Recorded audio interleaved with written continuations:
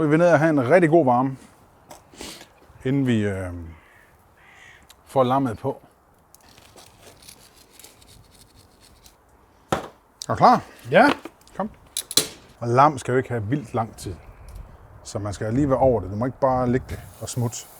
Du skal huske på, at det ryger allerede fra start af, og det er fordi, vi lige har puttet olie på kødet i vores blanding, vi har lavet med hvidløg og timian og det. Og det er vigtigt, at du ikke bare forlader det og tror, at den kan ligge 5-6 minutter, for det kan den ikke. Så får du en sort overflade. Så heller lige vente et par gange. Når du synes, den har den farve, du gerne vil have, så hænger vi den op. Og så lader vi den hænge, til den er færdig. Nice. Jeg tror, vi skal til at vende den rundt nu. Og se en lækker farve, den har fået.